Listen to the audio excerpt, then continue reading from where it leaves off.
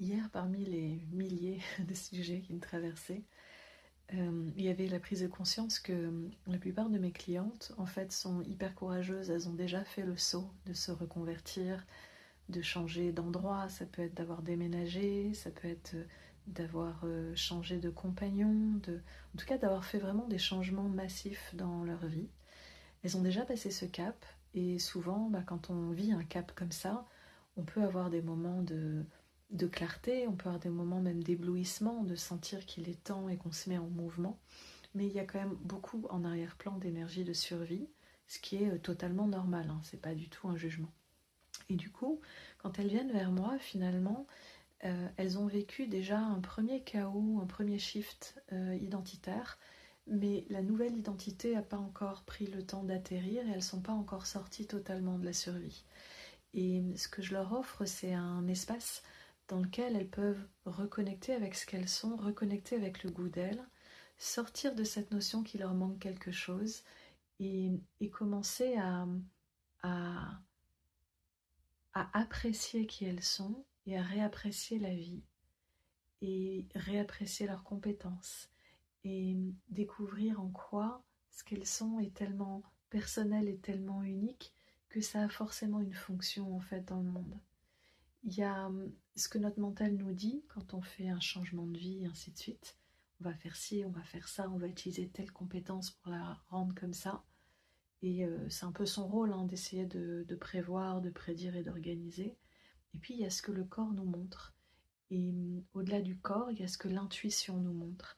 Et le principe de l'intuition, c'est que quand elle balance ses infos, euh, le mental en général n'est pas au courant, mais c'est pas grave, il est très rapide, il peut récupérer très très vite l'info. Plus on crée de l'espace, plus on met des mots sur ce shift qu'il y a eu et sur les énergies encore raccrochées. Parce que c'est pas parce qu'on a fait un changement qu'on a tout réellement coupé en fait. On est encore en train de relationner avec des parties de nous qui étaient enfants, avec des parties de nous qui étaient ados. Et les exercices de couper les liens, ça a l'air mignon comme ça, mais en général, c'est pas très efficace.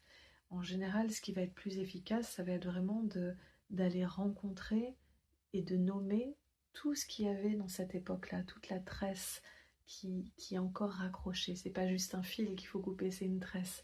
Donc il faut pouvoir la nommer pour pouvoir petit à petit s'en défaire.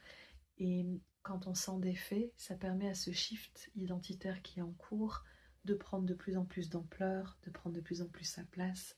Ce matin, avec ma cliente, je disais que parce qu'elle me disait je vois des piliers, je ressens que c'est comme un pilier grec et je disais bah ouais finalement une partie de mon job c'est de transformer tout le monde en pilier alors qu'il soit grec, que ce soit un menhir ou que ce soit un pilier ou un mur qui ressemble à des choses de l'Égypte ou de la Perse ancienne, c'est pas grave, c'est de venir retrouver ce socle, cette stabilité qui dit j'existe et je suis pas en dessous de qui que ce soit et ce que je suis non seulement suffit mais apporte des choses et que ces choses, au fur et à mesure, elles vont prendre de la place avec de plus en plus de joie. Actuellement, euh, après peut-être des années de guérison intensive, de travail sur soi et compagnie, il est question juste de réapprendre à vivre avec simplicité. Vivre, apprécier le goût de la vie, apprécier ce qui est autour de nous, apprécier toutes les incroyables opportunités qu'on a à notre disposition. On a tellement de choses en fait, tellement de bénédictions qui remplissent nos vies qu'à la limite on ne sait plus quoi en faire.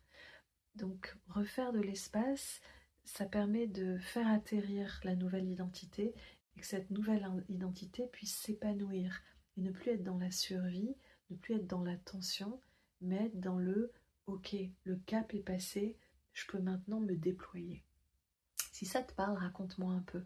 Est-ce que toi, tu as déjà vécu des shifts identitaires? Qu'est-ce que ça t'a apporté? Qu'est-ce qui t'a aidé dans cette période-là? Et ou est-ce que tu te sens encore dans cet entre-deux qui n'est pas totalement terminé? Faut que tu saches que moi, je suis la spécialiste des entre-deux qui durent 15 plombes. Donc s'il y a bien quelqu'un qui peut comprendre l'entre-deux, c'est bien moi. Mais justement, à un moment donné, il faut en sortir. Dis-moi comment ça résonne pour toi.